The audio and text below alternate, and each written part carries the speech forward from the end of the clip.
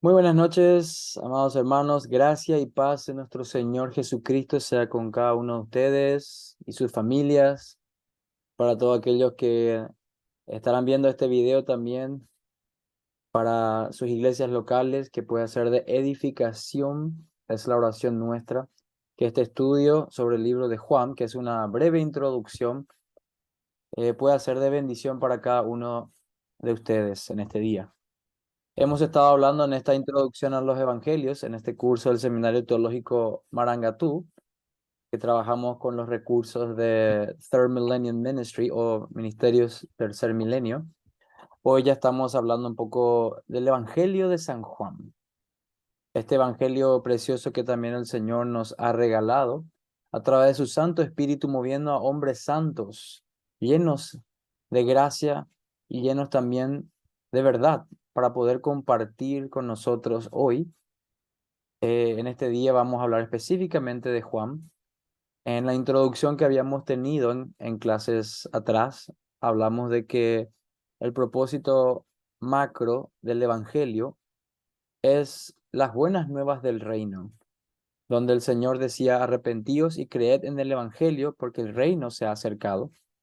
En otras palabras, el reino ha venido a ser inaugurado con el ministerio de nuestro Señor Jesús, aquel reino tan esperado, profetizado ya en el Antiguo Testamento y con mucha expectativa por los judíos, quienes tenían los oráculos, o mejor dicho, tenían las escrituras del Antiguo Testamento, tenían la revelación especial de nuestro Señor.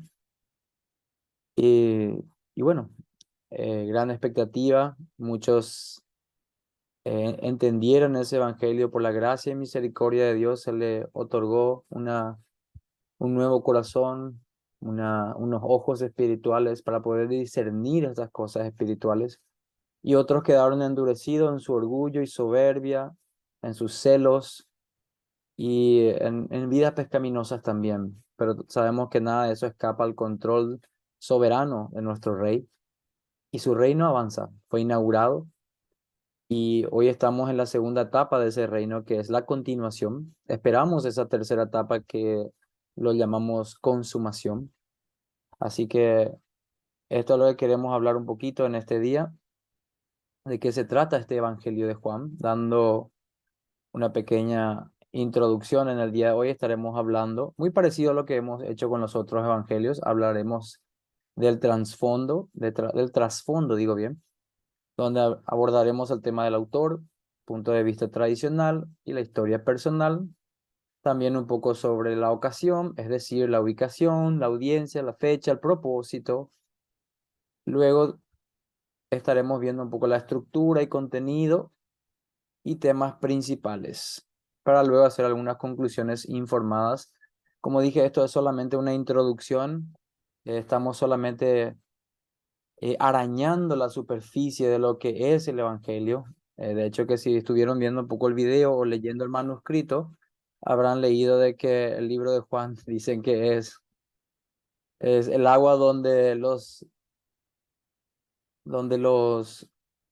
bebés pueden bañarse, pero también los elefantes pueden nadar. Es decir, de que es lo suficientemente sencillo para entenderlo, especialmente para la edificación, perdón, para la salvación, pero así también la riqueza que hay dentro de este evangelio es tan profunda que ni los más estudiosos, ni los eruditos, ni la multitud de eruditos pueden llegar a conocer todos los detalles en profundidad.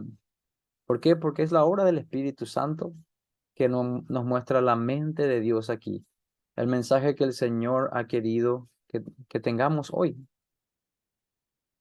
Entonces, empecemos hablando un poco de este autor.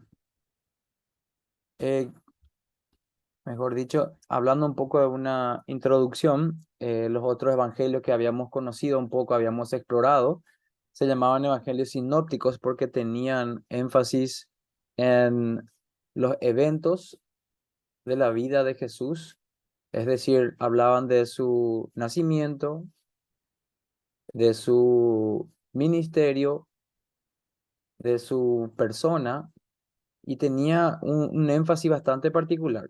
Su vida, muerte y resurrección y ascensión. Pero en este evangelio, bueno, los otros tres evangelios, recordamos que fueron escritos, la conclusión a la cual habíamos llegado era de que los otros evangelios fueron escritos antes del 70. Era la conclusión más lógica, pues en el año 70 había ocurrido algo terrible, que era la destrucción del templo.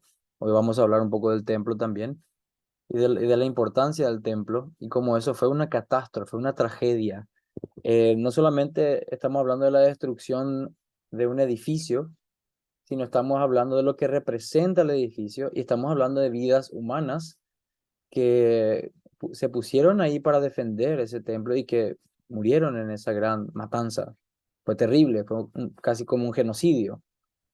Y en este evangelio vamos a ver un poco de que, dada la ausencia de, mejor dicho, ya no hay tanto énfasis en cosas del templo, o ya, de hecho que no lo hay, y eso nos lleva a la conclusión de que fue escrito después de la destrucción del templo, ya tiempo después. Entonces, pero este evangelio no es como los otros evangelios que tienen, que son sinópticos, sino que este evangelio nos da una perspectiva bastante interesante, pues estos otros tres evangelios ya estaban recorriendo y luego viene al final este evangelio con diferentes énfasis. Habíamos visto que el evangelio de Mateo tenía una idea de hablar del reino de los cielos y bastante trasfondo judío con muchas citas del Antiguo Testamento. Vimos el Evangelio de Marcos, donde nos presentaba al siervo sufriente de que el rey es un rey conquistador, pero es un rey que también sufre y se identifica con su pueblo en su sufrimiento. Vimos también un poco en el Evangelio de Lucas, donde tenía un énfasis histórico también de traer a la historia todos los eventos sucedidos y tenía también eh, una, una diligencia tal que quería dar a conocer también el Evangelio a los gentiles. Entonces tenían diferentes ángulos esos tres evangelios sinópticos, pero en este vemos que este Evangelio de San Juan entonces nos va a dar un mayor entendimiento de cómo llegar a amar más profundamente a Dios. De hecho que el Evangelio, Juan es conocido como el apóstol del amor, y eso vamos a verlo enseguida un poco. Eh, este autor, voy a pasar un poco ya aquí, ya entrando en esta primera parte, en el trasfondo, cuando hablamos un poco del autor, ¿quién es el autor? Bueno, no hubo mucha controversia sobre era el autor. Es Juan, el discípulo de Jesús, el hermano de Jacobo, e hijo de Zebedeo. Recordemos que ellos eran conocidos como los hijos del trueno por su gran celo por las cosas del Señor. Y este mismo autor, Juan, también escribió primera, segunda y tercera de Juan, y también el libro de Apocalipsis. Así que tenemos bastante literatura para conocer a este autor y cómo él escribe con la inspiración del Espíritu Santo, cuáles eran sus diferentes tipos de énfasis. Y hoy vamos a conocer un poco más los ejes temáticos o los filtros, cómo interpretar todos los eventos que tenemos en el libro de Juan. Hoy lo que vamos a aprender nuevamente va a ser un énfasis en esos filtros, no tanto en los eventos. No vamos a entrar en mucha profundidad nuevamente en los eventos. ¿Por qué? Porque al tener los principios interpretativos, ya podemos ir mirando los eventos de otra manera. Muchos de esos eventos seguro que ya los conocemos, ya los hemos escuchado, tal vez desde el púlpito, tal vez en nuestras lecturas devocionales o nuestras lecturas anuales. Parte de nuestra lectura anual, conocemos los eventos, tal vez hemos visto las películas sobre Juan. De hecho, que hay una película de Juan en internet que es muy fiel al texto original. El Evangelio según San Juan es un poco moderno, no es antiguo. También bastante interesante porque cita todas las palabras que se dicen ahí, son del texto del Nuevo Testamento, del libro de Juan. No hay prácticamente añadiduras o modificaciones de los directores con nuevas escenas más modernas y cosas así. ni diálogos que no tienen nada que ver con la Biblia, porque a veces tienen esa licencia artística, aquellos que hacen películas para intentar impactar más al público y rellenar algunos espacios donde la Biblia no habla, qué pasó, etcétera. Pero ese libro de Juan tiene un poco ese interesante énfasis, así que les recomiendo. De hecho, que voy a ver para pasarles después ese enlace de ese video. Entonces, vemos un poco en el punto de vista tradicional, al igual que los otros, es importante esa palabra, tradición.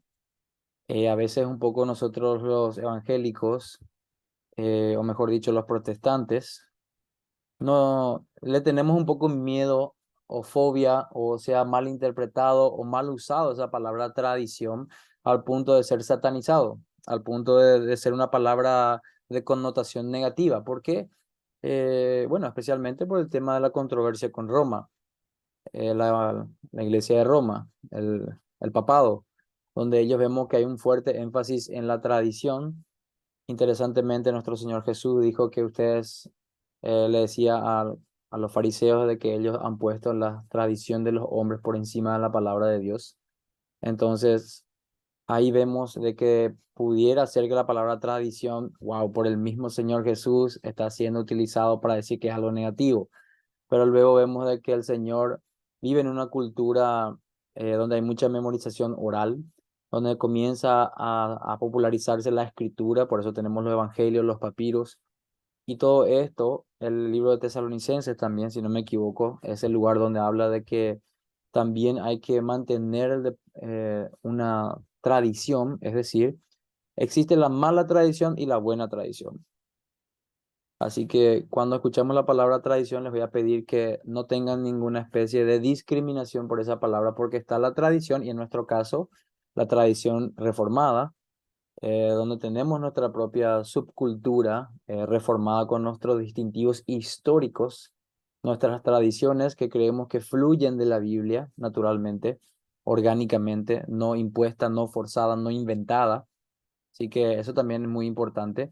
Pero aquí hablando un poco del autor, ¿qué es lo que hablamos de tradición? Cuando hablamos un poco de tradición, estamos hablando de que hubo otros hermanos en otra época y no los vamos a menoscabar, no los vamos a hacer de menos porque son de otra época y porque tal vez podemos decir que no tenían todos los libros ya juntos como lo tenemos nosotros.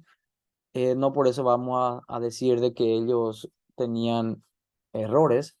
Por ejemplo, Tertuliano, Ireneo, personajes históricos que ya hablamos en la anterior ocasión, de que ellos dieron testimonio de que los evangelios, hablamos de eso en la introducción y también en los evangelios específicos de Marcos, Mateo y Lucas, de que habían testigos que eran discípulos de los apóstoles. Habíamos hablado también de que para que un evangelio sea tenido en cuenta como confiable necesitaba venir de una comisión apostólica o al menos con el sello o la rúbrica de un apóstol. Y aquí tenemos algo interesante porque el apóstol Juan, hablando un poco también de, de sus discípulos, él tenía discípulos y ahí estamos hablando de, por ejemplo, Policarpo. Estamos hablando de personas que fueron instruidas por el mismo apóstol Juan, que luego siguieron en el liderazgo, hubo una formación de liderazgo en ese tiempo. Entonces podemos ver que en la tradición, el punto de vista tradicional es de que este evangelio es confiable, que este evangelio perteneció o viene de la persona llamada Juan, el apóstol Juan, uno de los 12 discípulos, como él se identifica en el Evangelio de Juan, el discípulo a quien Jesús amaba. Y vamos a ver eso después por qué él usó ese término. Pero antes de eso, recordemos que también hay muchos manuscritos, es decir, hay papiros, hay registros, hay documentos históricos de que este libro corresponde al autor que se dice. Tenemos el papiro 66, el papiro 75, hablando de documentos que quedaron de ese tiempo, copias de copias, porque los manuscritos originales ya no existen, pero sí hay copias de copias fidedignas que han sido preservadas de generación en generación. Así vemos que hay documentos llamados Códice Sinaítico, el Códice Vaticano, nada que ver con el Vaticano de Roma, así que tranquilos por eso. Pero también vemos, no solamente tenemos documentación, sino que la misma evidencia interna, es decir, lo que está en el libro de Juan, nos lleva a la conclusión de que Juan es su autor. Vemos que este escritor, Juan, registró muchos debates entre Jesús y los líderes judíos sobre puntos particulares de la ley judía. Así él nos muestra de que era un judío, que tenía un amplio conocimiento de lo que era el judaísmo y de lo que era la controversia en esa época. Vemos entonces de que era un judío que vivía en la zona de Palestina y vemos también de que es la importante formación religiosa que tuvo también este autor que es Juan. Cuando empezamos a mirar dentro del libro de Juan, vemos de que solamente una persona que tenía bastante conocimiento de la ley judía, del lugar, de la situación, nos lleva a la conclusión de que era Juan. Así que repito, no solamente testimonios históricos de hermanos o discípulos de los apóstoles, no solamente documentación, manuscritos, sino también la evidencia interna nos lleva a esta conclusión. Vemos también, si hacemos un análisis del libro de Juan, vemos que el vocabulario también muestra de que era un judío palestino de la época. Hay muchas similitudes en el Evangelio de Juan y otros documentos también que se encontraron mucho más adelante, de hecho que acá en el siglo XIX, los escritos del Qumran, los famosos escritos del Qumran, del Mar Muerto, los rollos del Mar Muerto, como se conoce. Ahí vemos expresiones, por ejemplo, los hijos de la luz de la vida y otras expresiones más que corresponden al libro de Juan y nos da la confiabilidad también de que es el libro de Juan. En Juan 19:35, el apóstol Juan decía, y el que lo vio da testimonio, y su testimonio es verdadero, y él sabe que dice verdad, para que vosotros también creáis. Entonces aquí el autor claramente indica que él fue un testigo ocular de la muerte de Jesús. El apóstol Juan o el autor se identifica como un testigo ocular de primera mano, una primera fuente. Así que no es que está escuchando de otros y haciendo pasar, lo cual no hay ningún problema con eso, pero sí tenemos aquí una fuente primaria. La evidencia interna del libro nos muestra esto. También vemos que hay mucha humildad de su parte porque se identifica como el discípulo amado. Vemos que hay mucho énfasis en eso también. No quiere dar tanto su nombre, sino que prefiere identificarse más con su posición de alguien que es amado por Cristo. Y creo que cada uno de nosotros también tiene que tener un poco ese énfasis, más allá de cualquier otra etiqueta que podamos ponernos. De hecho, que el nombre cristiano tiene eso, Cristo, como Cristo, parecido a Cristo. Y sabemos bien que ese nombre fue utilizado por primera vez en Antioquía y fue como un insulto. Personas que querían insultar a los seguidores de Jesús le decían, ustedes son cristianos. Y nosotros decimos, wow, gracias porque me comparás con Cristo y ves similitudes mías con las de Cristo o de Cristo conmigo, mejor dicho. Así que gloria a Dios, por eso es que vivo, para eso me esfuerzo, para eso pido misericordia y gracia al Señor para que cada vez yo pueda ser sal y luz en la tierra y que las personas me vean como un pequeño Cristo. Así que él prefirió identificarse como el discípulo amado o aquel a quien Jesús amaba. Qué lindo que es que utilizar un nombre que te identifica, un sobrenombre en este caso, que te identifica con el amor de Dios, que te identifica con tu identidad cristiana. Soy cristiano y a mucha honra. Es mi Cristo, es mi Señor, es la fuente de mi vida, es el propósito de mi vida, mi mente, mis ideas, mis palabras, mis hechos, mi forma de vestir, mi forma de actuar, todo lo que yo hago refleja a mi Señor. Así que qué lindo que el apóstol Juan tenga esa perspectiva y en humildad se identifique a él, se identifique con nuestro Señor Jesús. Entonces vemos que hay mucha humildad de su parte en eso y que celebra la relación con su Señor. Entonces es hermoso, la verdad, que él haya hecho esto. Y bueno, llegando un poco ya vemos que a la conclusión de que él fue el autor. No hay duda de esto. Testimonios como Ireneo también habíamos visto. También el apóstol Juan eh, había tenido oposición, como él estaba escribiendo este libro, había mucha oposición en la iglesia antigua también.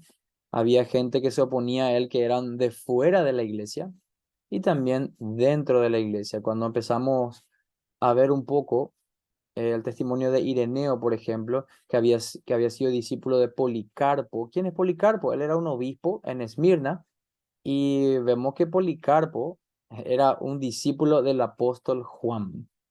Así que hay una correlación, hay un encadenamiento, hay un discipulado que se fue llevando y ellos van dejando testimonio de que Juan fue quien escribió este libro y de que esto fue viajando de iglesia en iglesia, siendo familiar ya para cada iglesia de que el apóstol Juan había escrito esto. Y muchas de las personas en el contexto en el cual Juan escribía ya por el año 90 aproximadamente, un poquito antes tal vez, en ese lapso de tiempo, muchos se opusieron a este evangelio de Juan. Había algunos conocidos como los alogoi y los marcionitas que rechazaban las enseñanzas de Jesús, y, pero a pesar de eso nunca negaron su autoría. Vemos que, como habíamos visto también, de que había oposición de parte de los judíos también, y eso es algo a tener en cuenta cuando empezamos a estudiar un poco el evangelio de Juan. Bueno, un poco de la historia personal, ya pasando al punto 2, la historia personal de Juan. Habíamos visto de que él tenía un hermano, Jacobo era su hermano, ambos hijos de Zebedeo. Su mamá se llamaba Salomé. Conocemos un poco de su mamá por ese episodio donde su madre pide al Señor en Mateo capítulo 20, la mamá pidiendo un poco un trato preferencial para sus hijos ya en el reino, que quería que estén más cerca de Jesús en el reino y cosas así. Y el Señor da una excelente enseñanza sobre liderazgo, diciendo de que el liderazgo conforme al reino no es como en el mundo, de que uno se enseñorea sobre otro, sino aquel que quiere ser líder debe ser primero en servir, el liderazgo en servicio.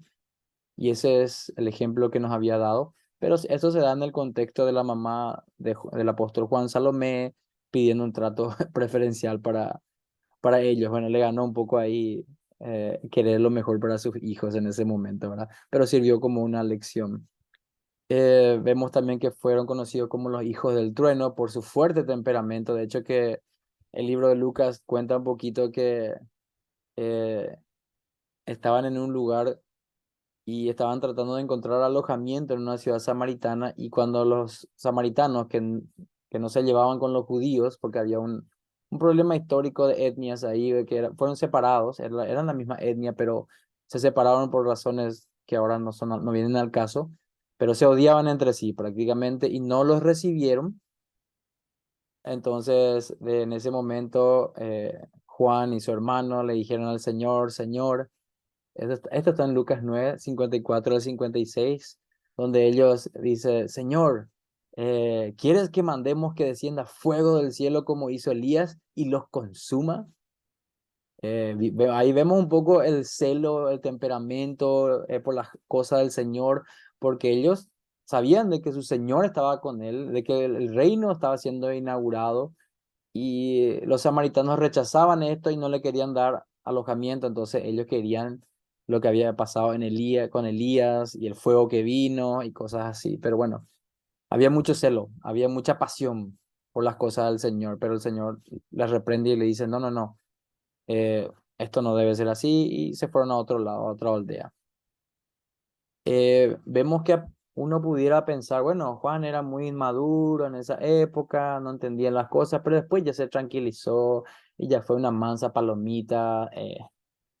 Bueno, eso tiene un grado de verdad, porque ciertamente maduró muchísimo más en su peregrinaje con el Señor, conociéndole al Señor, estando con Él más tiempo y con la ayuda del Espíritu Santo y estando al servicio en la iglesia. Fue creciendo, pero su pasión y su celo no disminuyó, sino que fue mejor canalizado, y fue canalizado en el amor de Dios, el amor por el pueblo de Dios, el amor incluso por la sana doctrina, porque Hay una anécdota histórica también donde ellos dicen que van a un baño público. En ese tiempo había baños públicos y Juan y sus discípulos estaban tomando un baño y luego entra una persona que era representante de una falsa enseñanza, una herejía, un falso maestro que estaba llevando a la perdición a muchos, y cuenta esta anécdota histórica de que Juan se levanta, ya hablamos de un Juan maduro ya grandecito, donde él dice: levantémonos y vámonos de aquí, no sea que el techo caiga sobre nosotros por causa de estos herejes que están aquí. Entonces, ahí vemos también como su celo no disminuyó, sino que fue su celo, su pasión, su energía, su amor por las cosas del Señor, por defender la verdad del Señor, porque su propósito era defender a sus pequeños. En sus cartas, él le llama, en las cartas de Primera de Juan, le habla hijitos míos, pequeños, y bueno, hay un lenguaje muy cariñoso, y sabemos que un padre, una madre, cuando sus hijos están en peligro, entra una fiera defendiendo lo que uno ama, ¿verdad? Una indignación justificada, ¿verdad? En el caso de que haya peligros. Bueno, eso como anécdota tampoco de que no es que Juan cambió y no, el celo estaba ahí por la sana doctrina, por las cosas del Señor, por cuidar del pueblo de Dios y por preservar el amor de Dios. Estaba todo todavía ahí. Este Juan del cual estamos hablando hoy, es importante conocerle porque cuando vamos a leer el Evangelio de Juan tenemos que saber de quién estamos hablando.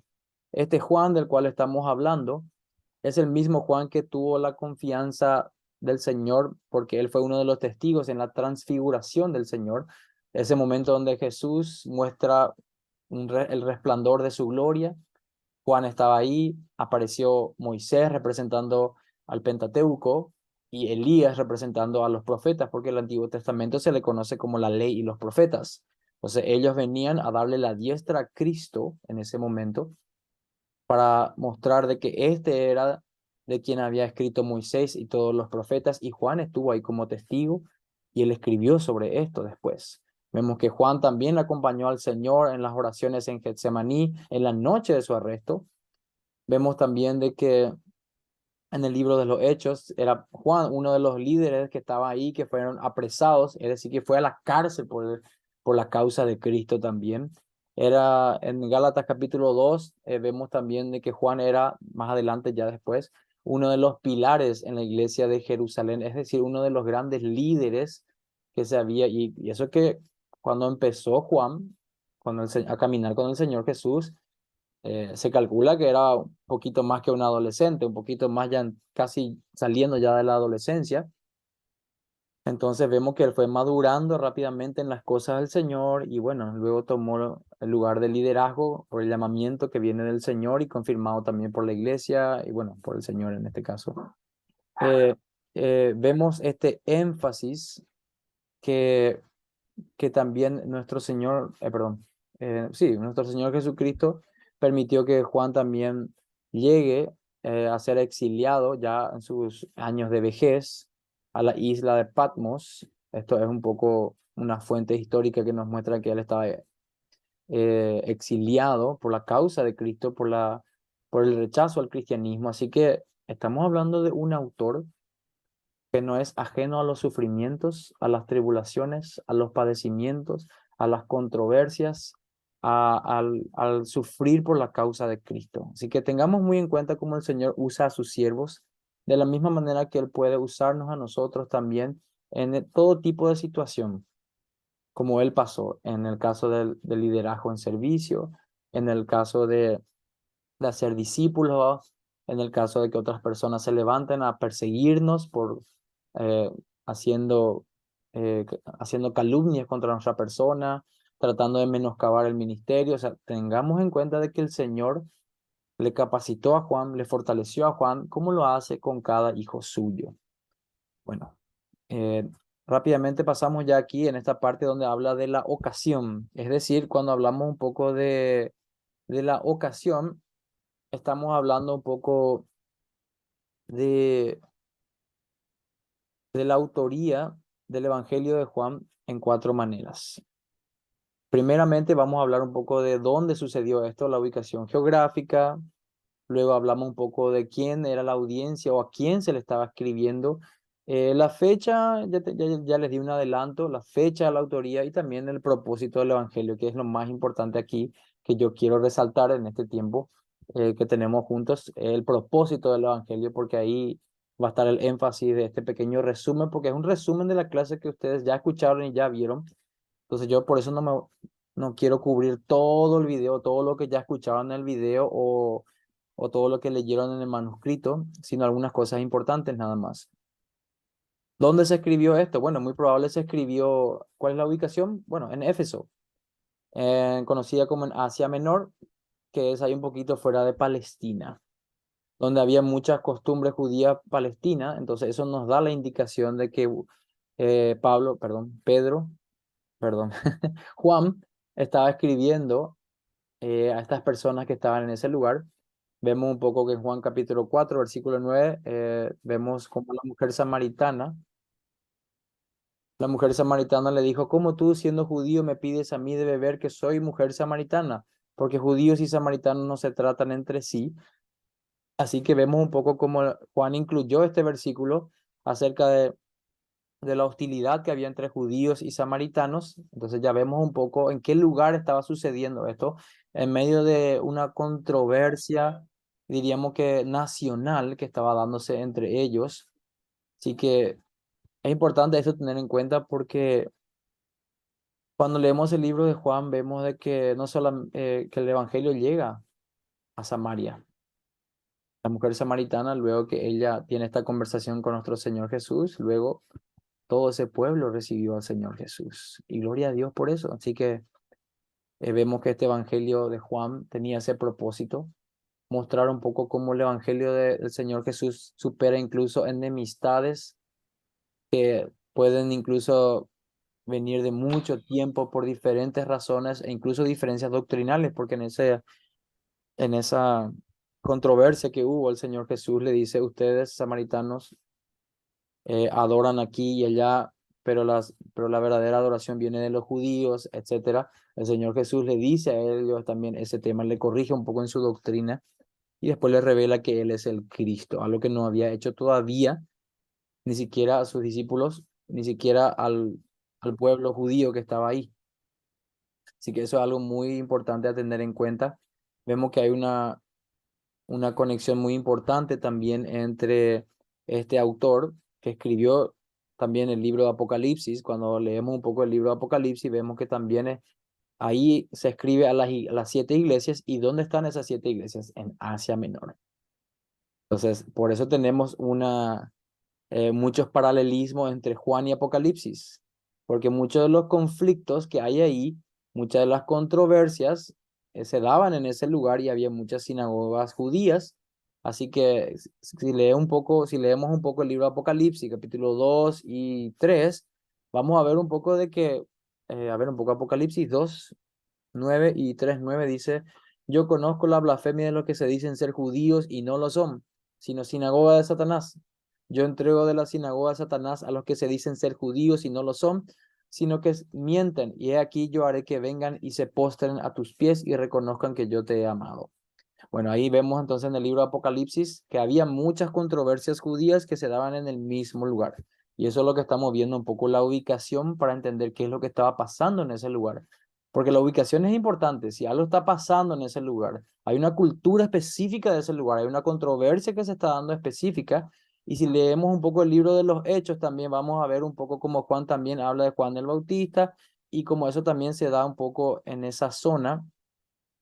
Vemos como el apóstol Juan es el único prácticamente que habla un énfasis específico de Juan el Bautista y qué es lo que le pasó después de su encarcelamiento. Así que eso es en cuanto a la ubicación. En cuanto a la audiencia, cuando hablamos un poco de la audiencia, tenemos que saber obviamente de que sí, hoy tenemos el libro de Juan es porque el Señor así lo quiso, que está destinado toda la iglesia a través de todas las edades, no a una sola iglesia y mucho menos a una sola denominación.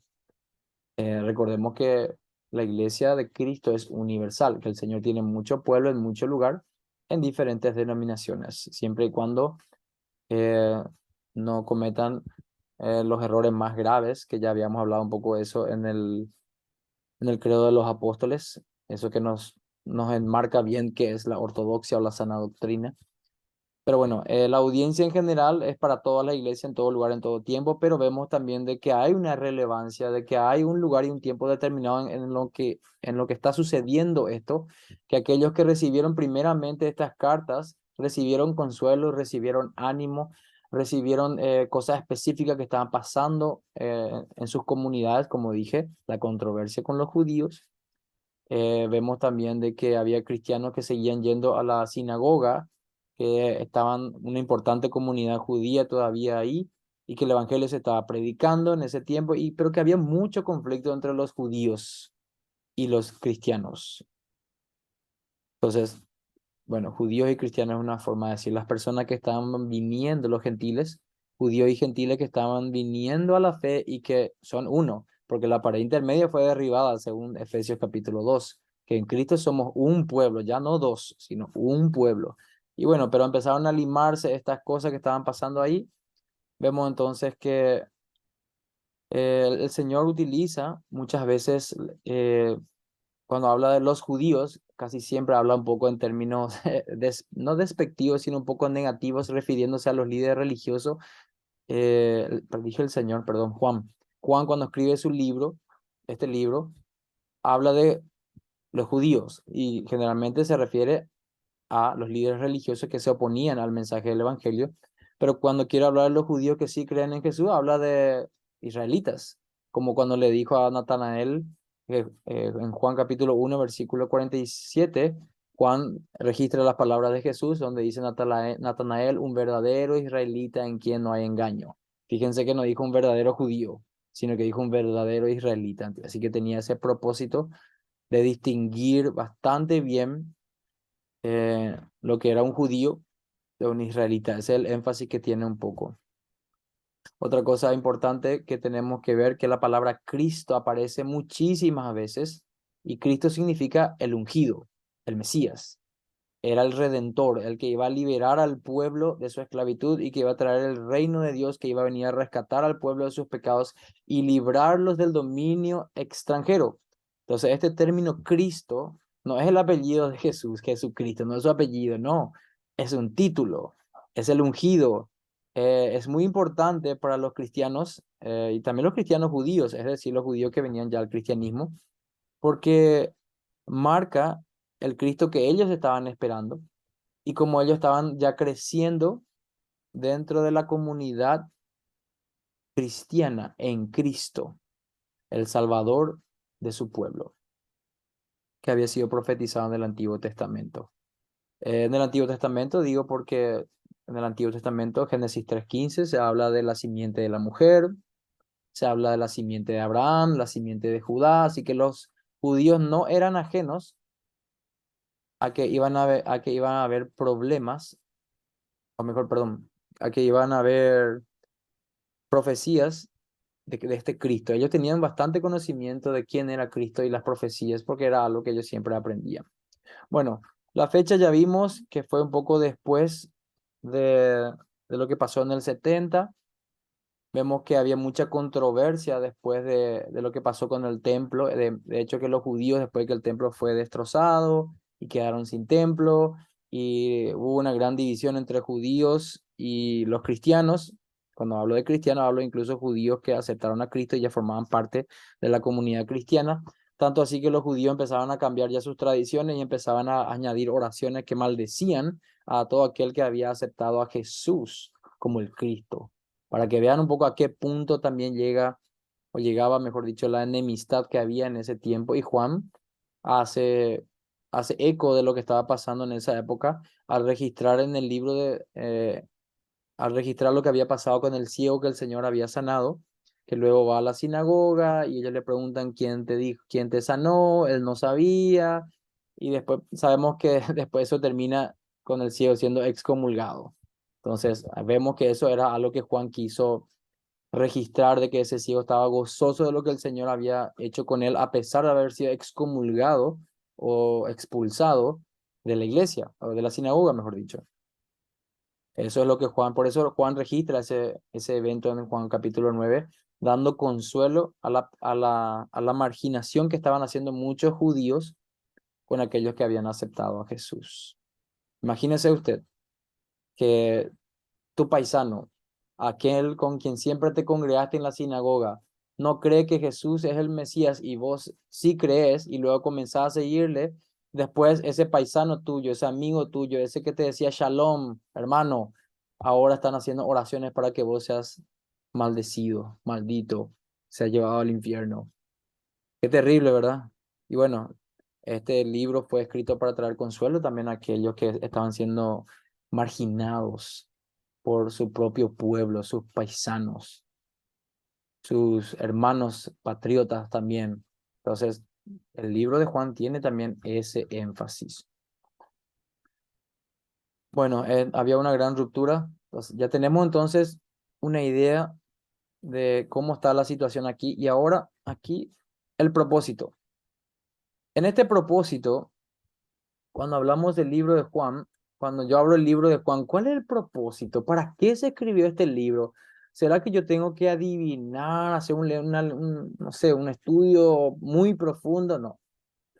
El Señor, a través de su Santo Espíritu y usando a Juan, deja un versículo explícito, donde el apóstol Juan es bien explícito sobre su propósito. Sabemos que dentro del Evangelio hay muchas cosas complejas, igual que en los otros evangelios. Sabemos que hablan del ministerio de Jesús y muchas de las cosas que pasaron. Sabemos que había controversia, como ya hablamos recién, entre judíos, los primeros judíos y gentiles, y la iglesia naciente ahí, eh, neotestamentaria, mejor dicho. Pero el Evangelio de Juan tiene el propósito de mostrar a Jesús como el Cristo y el Hijo de Dios. Y esto respondiendo a los problemas externos de gente que no creía en la deidad de Jesús, en la divinidad de Jesús, de que Jesús es Dios, pero también los problemas internos judíos que negaban que Jesús era el Mesías prometido del Antiguo Testamento.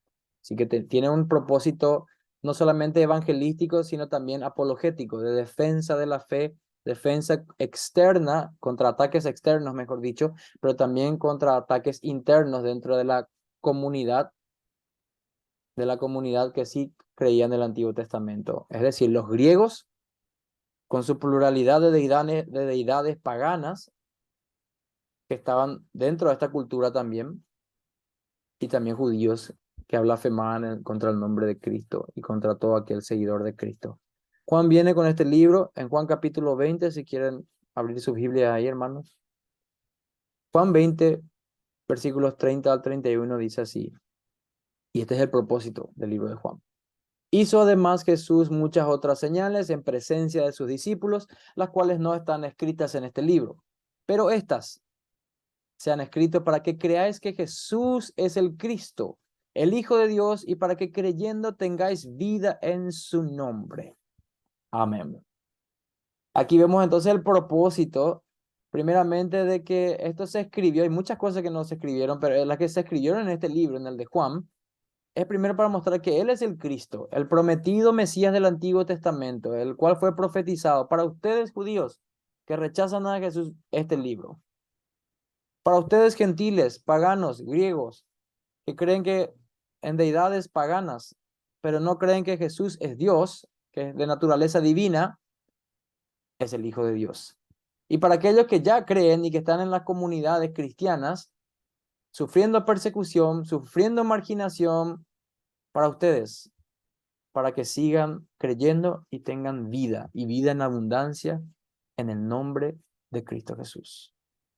Para edificación, para fortaleza, para mostrar que Jesús es el Cristo que no habían creído en vano, para resistir las acechanzas de los enemigos. Entonces vemos entonces que este es el propósito del libro de Juan, que todos los que creen en el Evangelio reciben todos estos beneficios.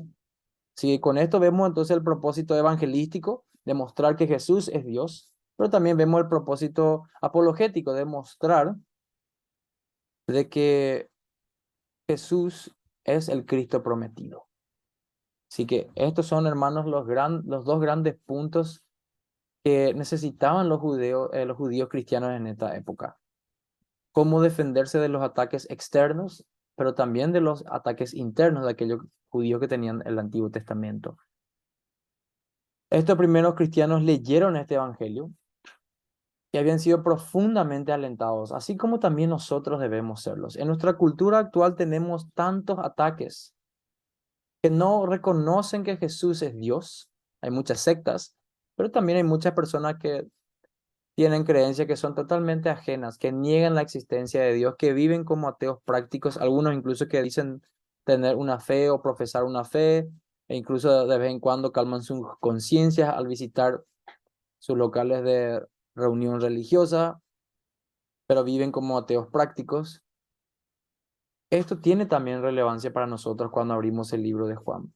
Por eso que cuando uno está haciendo evangelismo y llega una persona recién convertida, no le llevamos al libro de Levítico primeramente o de Números, le llevamos al libro de Juan, por el propósito evangelístico, porque desde el principio ya empieza a mostrar la deidad de Jesús, quién es la persona de Jesús y cómo Él ha venido a tomar su encarnación.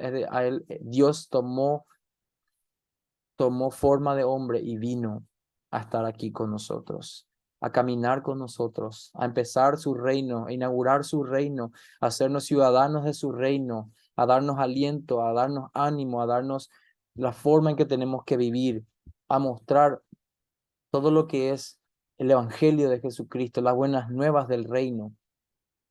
Entonces, con esto, hermanos, ya he terminado este trasfondo. Como les dije, yo no quiero abordar mucho esta estructura y contenido porque yo quiero pasar ahora en esta parte. Si entendemos esta parte, vamos a entender un poco, ahora que ya tenemos un poco la idea de cuál es el propósito, podemos ver un poco la estructura a manera de introducción, ministerio público del Jesús, se prepara para su ministerio, aparecen las fiestas, primera Pascua, otra fiesta, segunda Pascua, fiestas, fiestas, fiestas. Parece un libro de muchas celebraciones, muchas fiestas. Parece que el Señor es un Dios de gozo, de fiesta, ¿no? Y es así. Pero Él celebra por los motivos correctos. Él celebra su plan de redención. Él celebra los actos de redención que Él ha hecho a través de la historia. Cada una de estas fiestas tenía su propósito y ahora vamos a verlo. Vemos entonces la última cena, la muerte y resurrección. Estos son todos los eventos que tienen que ser interpretados a la luz, número uno, de este propósito que hablamos recién, que está enmarcado en ese libro, en ese versículo de Juan. Y ahora vamos a ver estos temas principales. Y una vez que terminemos esto, ustedes ya pueden filtrar, ya pueden abrir su Biblia en el libro de Juan en cualquier capítulo y se van a dar cuenta cuál era el énfasis, si era el templo, si eran las fiestas, si era la ley. Entonces van a tener una gran perspectiva de cómo abordar el libro de Juan cuando tengan estos temas principales y ahora ya tienen este propósito. Bueno, rápidamente quiero pasar a esa parte, a hablar un poco de los temas principales. Cuando hablamos de los temas principales, vemos que hay 4 temas principales. Ya habíamos leído, sí, ya leímos Juan 20:31, que la idea era de que creamos que Jesús es el Cristo, 1. 2, Hijo de Dios, naturaleza divina, eso significa Hijo de Dios, y que ya habiendo creído que sigamos siendo edificados y que tengamos vida en su nombre. El hecho de creer, cuando hablamos nosotros de creer en el Señor Jesús, estamos hablando de una fe y no una fe solamente de un mensaje, de un contenido. Eso lo sabemos que es un mensaje. No solamente de asentir el mensaje, sí, sí, el mensaje tiene sentido, es coherente, es lógico, puede ser, sino que estamos hablando de una fe que confía, que deposita su vida en esa persona y en esa obra. Estamos hablando en la persona del Señor Jesús. Vemos también que el énfasis o el tema principal es la identidad de Jesús. Por eso le damos este libro a los primeros creyentes que están empezando en su peregrinaje, porque queremos que entiendan lo que es su fe, de cómo ellos tienen que depositar su vida en Jesús, cómo tienen que entender quién es Jesús, porque si te equivocas en la persona de Jesús, lo perdés todo. Hay muchas sectas que hablan de Jesús e incluso tienen el nombre de Jesús por sus iglesias, pero tienen un falso Cristo que no puede salvar y no salva a nadie. La identidad de Jesús es muy importante. como hijo de Dios, como Mesías, y de esa manera vienen las bendiciones para la vida que el verdadero Jesús, hijo de Dios, su naturaleza divina, y también el Mesías prometido, el rey que había de venir a establecer su reino y edificar. Entonces, esto es lo que vemos en el libro de Juan. Cuando empezamos a leer el libro de Juan, vamos a encontrar la palabra creer 106 veces. Eso es mucho más de lo que vamos a encontrar en los otros evangelios. Por eso le damos este libro a los nuevos conversos. Por eso recomendamos este libro, porque la palabra creer aparece tantas veces. Es una invitación a seguir leyendo, a seguir creyendo en ese evangelio precioso de este rey. Porque abre el libro de Juan y ve en el capítulo 1 de que Él es Dios, que Él lo creó, de que Él es eterno, de que Él vino y moró aquí entre nosotros. Versículo 14. Juan 1:14, que es, vamos a ver enseguida eso. Por eso le damos ese evangelio precioso a los que están llegando primeramente a la fe, porque vienen a recibir a Jesús, vienen a conocer a Jesús y vienen a Jesús. Estamos hablando de una conversión, estamos queriendo consolidar a aquellos que han asentido el evangelio, le predicamos el evangelio y ellos dicen, sí, tiene sentido este mensaje, sí, parece tener sentido, es un mensaje, tiene coherencia, no es ridículo, es totalmente histórico, está bien, lo acepto, es histórico, pasó, hubieron discípulos, hay manuscritos, hay una creencia que es intelectual, hay una creencia que es también de llegar a darle el visto bueno, ¿sí? Está bien, perfecto. La cosa es dar tu vida en este evangelio. Porque queremos que nuestros discípulos o aquellos que predicamos el evangelio puedan hacer eso. Y como habíamos hablado un poco del tema principal, eh, Juan quiere edificar a aquellos la audiencia original que tenían problemas con los judíos. Juan 1:12, ahí entendemos Juan 1:12, a todos los que le recibieron, a los que creen en su nombre, dio potestad de ser hechos hijos de Dios. Este que no le recibe,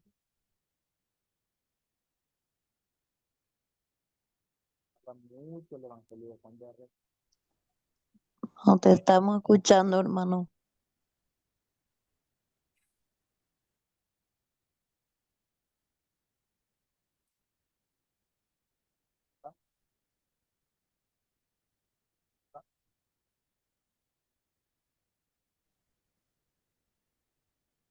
Hola, hola. Hola, hola. Ahí sí. Ahí, volví. Perfecto. Eh, No sé qué fue lo último que dije, pero hablando un poco de, estamos hablando aquí de que la palabra creer aparece muchas veces, de que recomendamos este libro a los nuevos creyentes por eso, por el énfasis evangelístico que hay. Cuando vemos este evangelio también vemos que presenta a Cristo, lo identifica como el rey de Israel, como el rey que estaba siendo esperado desde el Antiguo Testamento. Así que esto es lo que vemos un poco en este énfasis que estamos, perdón, aquí tengo que irme abajo.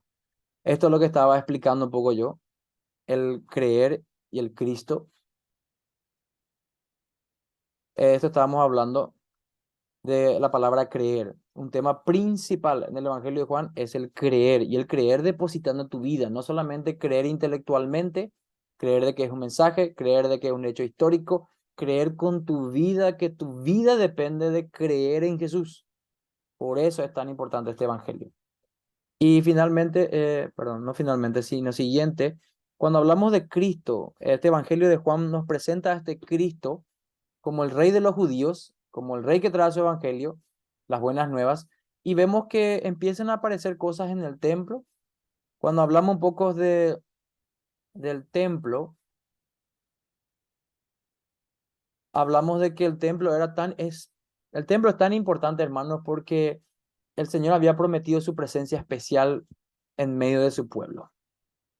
Cuando vemos, era una manera gloriosa el templo. Bueno, el jardín del Edén con Adán y Eva era la inauguración del reino y el Edén, el jardín en sí, era una imagen de lo que es el reino de Dios, era una sombra, era lo que ellos tenían que hacer, expandir el reino de Dios.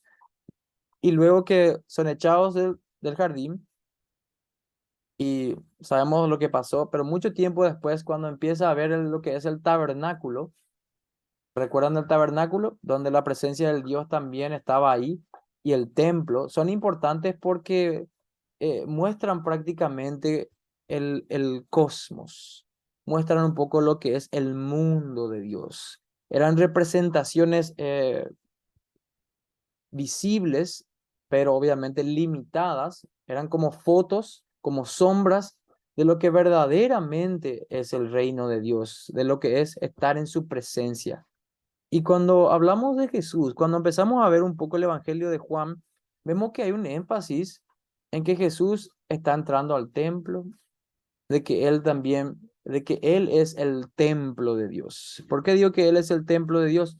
Porque en Juan 1, capítulo 14, y este es uno de los versículos más importantes, así como habíamos leído Juan 20:31, donde él es explícito en el propósito, Juan 1:14 es prácticamente, es, es el resumen de ese primer capítulo donde dice, y aquel verbo, Jesús, fue hecho carne y habitó entre nosotros y vimos su gloria, gloria como del unigénito del Padre, lleno de gracia y de verdad.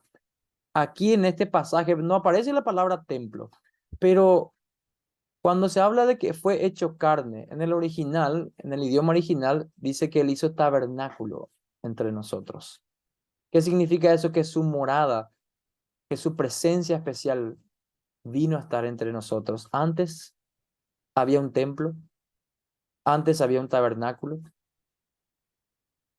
Por eso Jesús decía, destruid este templo y yo lo levantaré en 3 días, le dijo eh, a sus enemigos en ese tiempo, en Juan capítulo 2, versículo 19. Y los otros le respondieron, pero estás loco, esto se construyó en 46 años, ¿y cómo vos en 3 días vas a levantar otra vez el templo? Ellos no entendían de que Jesús estaba diciendo de que Él era el templo, de que la presencia especial del Señor venía a estar con su pueblo, de que las bendiciones que antes se impartían o se administraban a través del templo, a través del tabernáculo, ahora vienen a través de Jesús.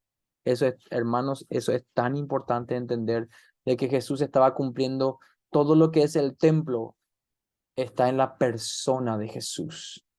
Él explicó claramente de que Jesús ciertamente no iba a estar físicamente mucho tiempo más aquí, pero luego tenía que ir y enviar su Espíritu Santo, y de que nosotros íbamos a ser como piedras ya en ese templo, y que la presencia especial de Dios va a estar también con nosotros a través de su Santo Espíritu. Pero el mismo Jesús que le dijo a la mujer samaritana que va a llegar el día cuando ya no va a haber templos ni en Jerusalén ni en Samaria, sino que la verdadera adoración va a ser en espíritu y en verdad, y va a ser en Él. Él es el verdadero templo, porque Dios es espíritu, decía, y los que le adoran en espíritu y en verdad es necesario que le adoren, decía nuestro Señor Jesús. Con estas palabras nuestro Señor Jesús estaba explicando de que Él es el verdadero templo, de que en Él se cumple la verdadera presencia de Dios. Imagínense la majestad del templo. Si ya ha visto fotos e imágenes, ya tiene idea más o menos de qué es lo que se hacía, la presencia santa del Señor, como Él bajaba en su presencia especial. Y por eso Jesús decía, si me habéis visto a mí, habéis visto al Padre, porque Él trae todas las bendiciones. Por eso el templo del Señor no hay aquí, físicamente aquí, sino que hay un templo físicamente, un tabernáculo, pero esto es en el cielo, porque nuestro Señor Jesucristo sabemos que tiene un cuerpo hoy.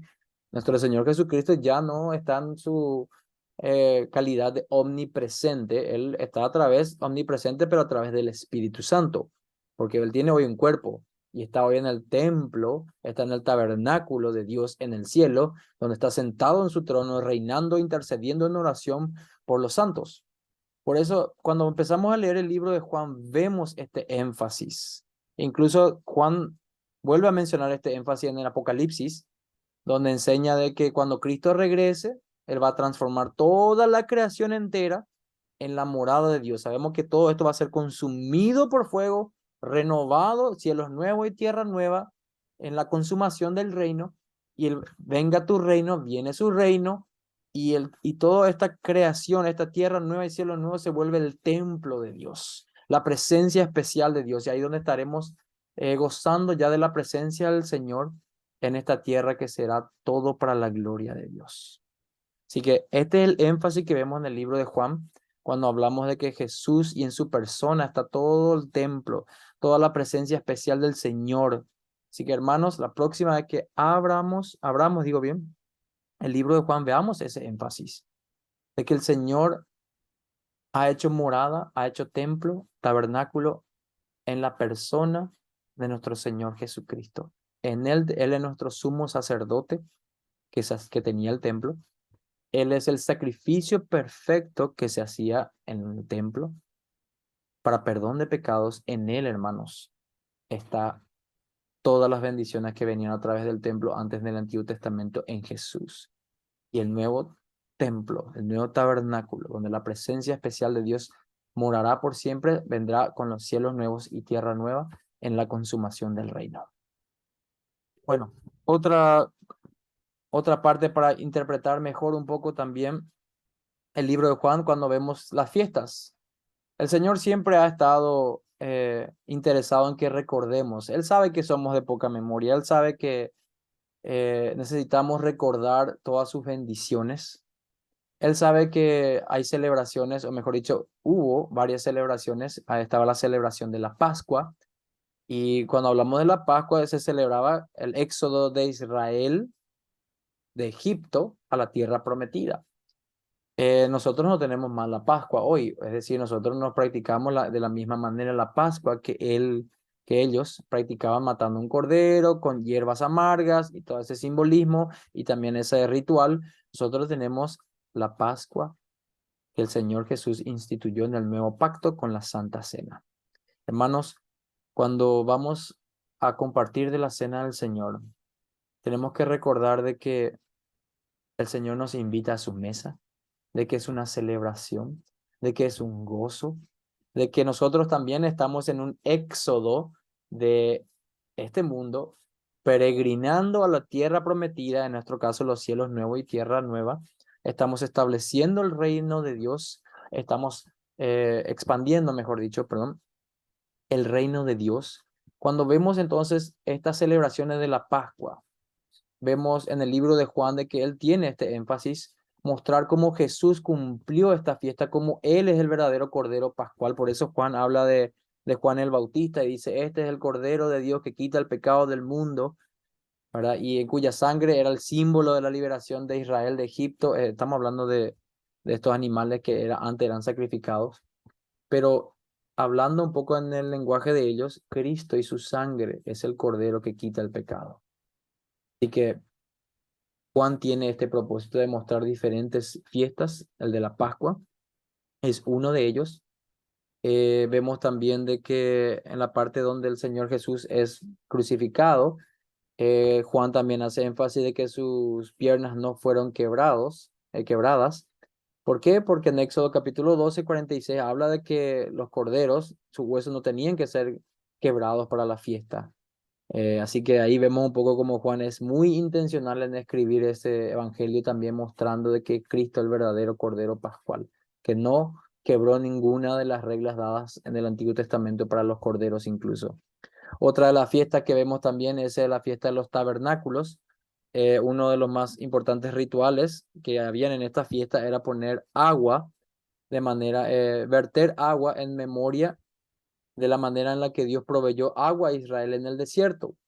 Así que, y de la manera en la que Dios proveía lluvia para los cultivos de Israel año tras año, así como la anticipación en la forma en la que Dios derramaría corrientes de bendición sobre su pueblo en los últimos días. Así que esa fiesta de los tabernáculos también viene a ser cumplimiento en Jesús, porque hablaba de una ceremonia de agua, de proveer agua, de traer saciedad. ¿Y quién dijo, si alguno tiene sed, venga a mí y beba? Y yo le daré corrientes de agua viva. ¿Quién dijo eso? Nuestro Señor Jesús. Así que en Él estaba también el cumplimiento de esas fiestas. Por eso encontramos descripciones de esas fiestas con simbología espiritual de lo que el Señor estaba cumpliendo. En Él está el cumplimiento de la fiesta pascual, de la fiesta de los tabernáculos.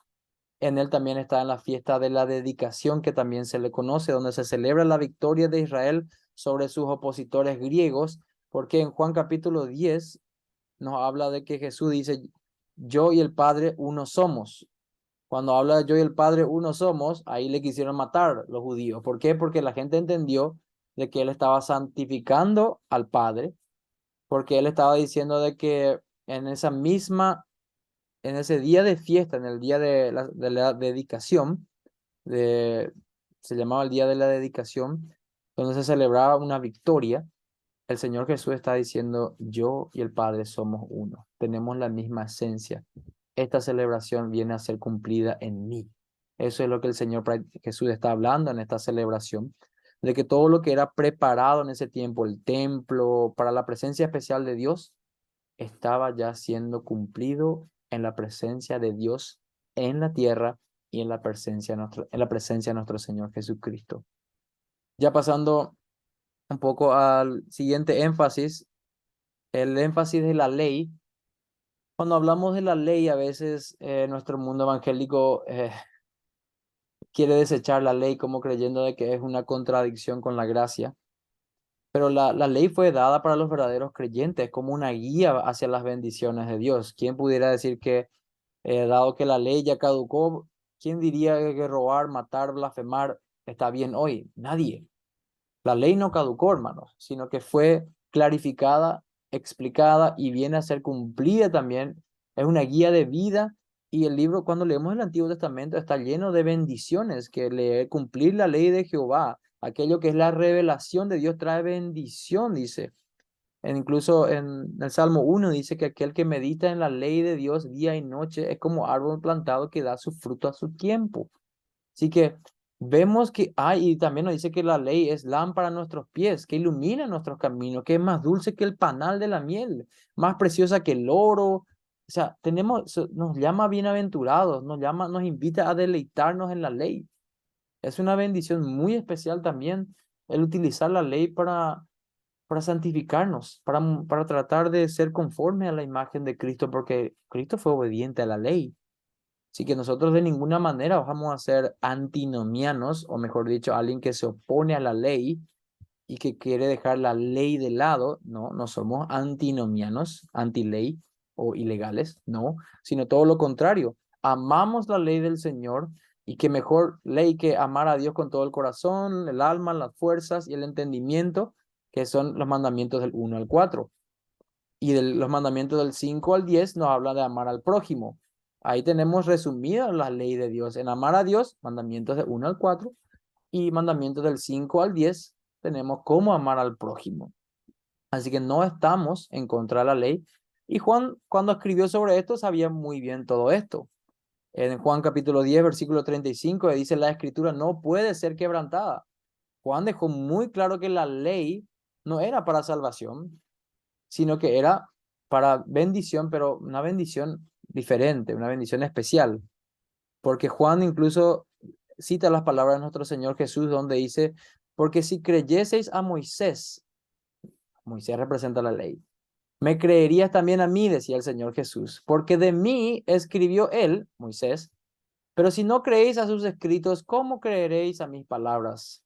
Aquí vemos cómo el apóstol Juan registra lo que nuestro Señor Jesucristo le decía a los judíos. Hey, ustedes creen en Moisés, él escribió la ley es buena, la ley apunta a mí, pero ustedes no creen en mí, no creen en mis palabras. Si no creen en mis palabras, tampoco creen en Moisés, porque él escribió de mí. Así que Juan tiene también ese énfasis, el apóstol Juan nos habla de la ley del Antiguo Testamento como esto apuntaba a Jesús, no era que rechazaba la ley, sino que mostraba cómo Jesús se atribuía títulos, características y acciones que el judaísmo ya le había dado a la ley. Por ejemplo, en el libro, en el judaísmo tenemos algo como el pan del Torá. ¿Y quién dijo, yo soy el pan de vida? Jesús. En el judaísmo tenemos también donde dice las palabras del Torá son vida para el mundo. ¿Y quién dijo, yo soy el dador del agua viva? Jesús. En el judaísmo también están las palabras de que la ley o la Torá fue dada para alumbrar a cada hombre. ¿Y quién dijo yo soy la luz verdadera que alumbra a cada hombre?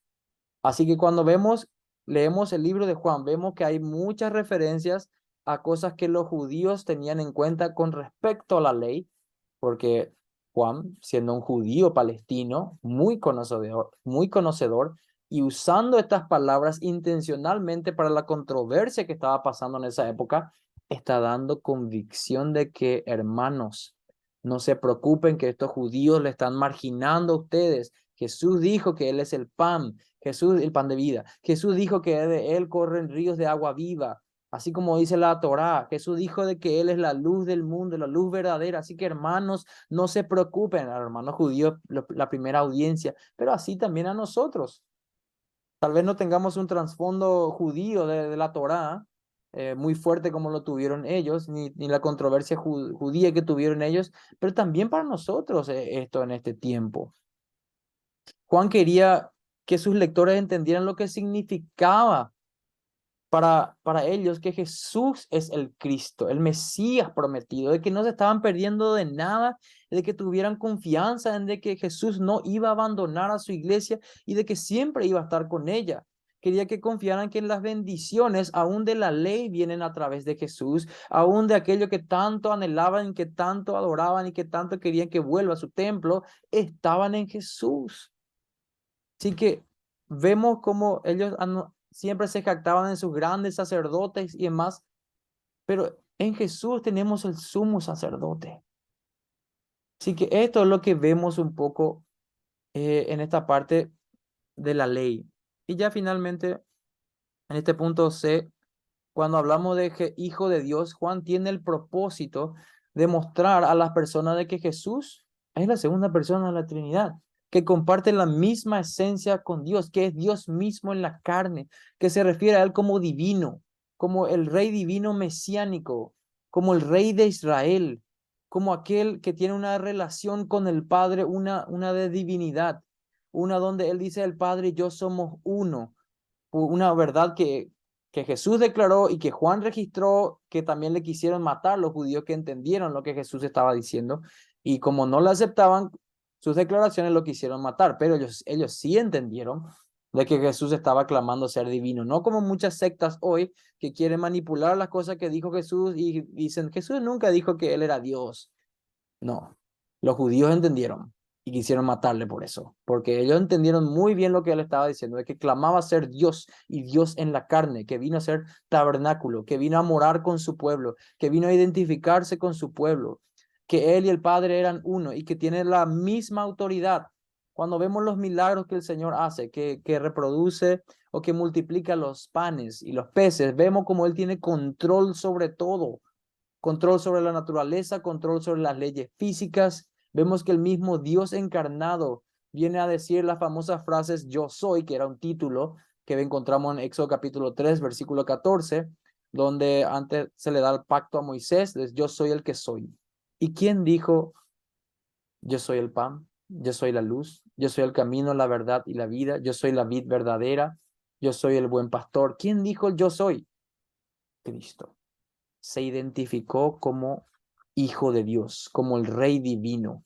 Y él les dijo a sus adversarios, antes que Abraham fuese, yo soy. Es decir, no estaba hablando de su edad, no estaba hablando, estaba diciendo de que él es eterno, que él es aquel con quien Adán había hecho el pacto abrahámico. Eso como su divinidad, pero en su humanidad, recordemos que también habían amenazas externas de gente que no creía que Dios podía ser humano, que era ridículo para ellos. Pero Juan viene también a responder a problemas externos o ataques externos, diciendo de que Jesús es Dios, pero también es hombre, el hombre Dios o el Dios hombre. Así que ahí vemos también en ese título de Hijo de Dios, que era el rey humano, que venía a sentarse en el trono de David, que era el rey prometido de la descendencia de David, rey de Israel, rey de reyes, rey de los judíos, que iba a venir a sentarse a gobernar y que tenía que venir también como descendiente de David, es decir, que era Dios, sí, divino, sí, pero también tomó un cuerpo y un alma racional y caminó entre nosotros. Es el Dios hombre que vino a identificarse con su pueblo, a tomar el lugar de su pueblo en la perfecta obediencia, de una vida perfecta y también en el sacrificio perfecto. Por eso que el Evangelio de Juan es tan importante dárselo a los nuevos creyentes, porque ellos pueden entender de quién es este Cristo, el Hijo de Dios, el Cristo, la segunda persona de la Trinidad, completamente Dios, completamente hombre. No hay otra esperanza fuera de este Rey, que Jesús es el Rey de este reinado, del reino del universo, el Mesías prometido a David. Así que esto es lo que vemos que Juan estaba queriendo hacer al hablar de su humanidad, digo bien. Y ya en el último, perdón si me extendí demasiado, hermanos, pero es la última clase. Vida. El apóstol Juan tiene este énfasis. Cuando empezamos a leer un poco en el Evangelio de Juan, vemos que 36 veces aparece esta palabra, la palabra vida. Los otros evangelistas, Mateo, Marcos y Juan, solamente usaron un total de 16 veces, pero aquí aparece 36 veces.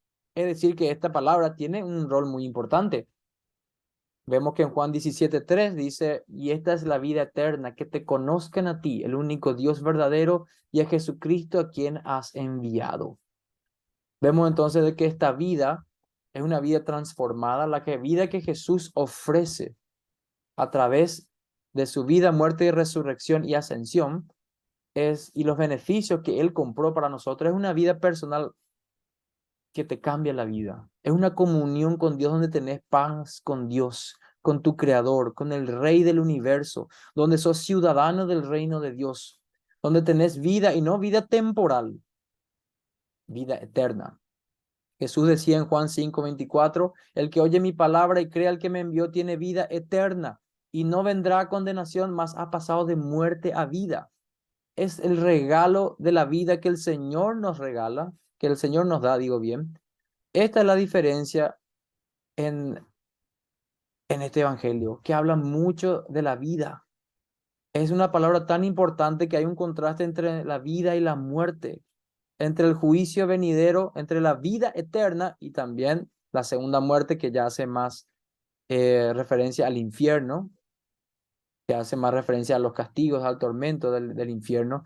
Es una vida eterna que es un regalo de liberación, que te libera del juicio divino, como había dicho en una ocasión anterior. ¿De qué nos libra Dios? ¿Salvado de qué?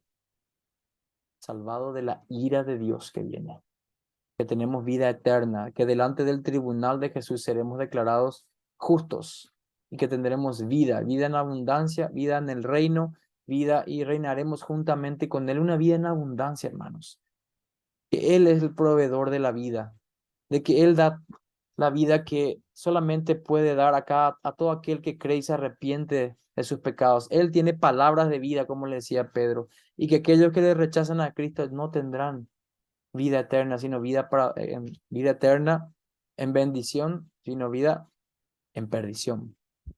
Y con esto concluimos un poco de que el Evangelio de Juan nos muestra el cumplimiento de todas las promesas del Señor están en Jesús. Él es el Cristo, Él es el Hijo de Dios y Él trae bendición a su pueblo. Amén. Que el Señor bendiga entonces este pequeño estudio y sea de provecho para aquellos que han podido escuchar y compartir con nosotros. Les pido disculpas si me tomé un poco más de tiempo de lo normal, pero dando un poco cierre ya, y este evangelio tiene este énfasis distinto a los otros. ¿Habla de las cosas que pasaron en la vida del Señor Jesús? Sí, pero da muchas interpretaciones espirituales un poco diferentes a los otros. Así que hasta aquí llega esto. Bendiciones.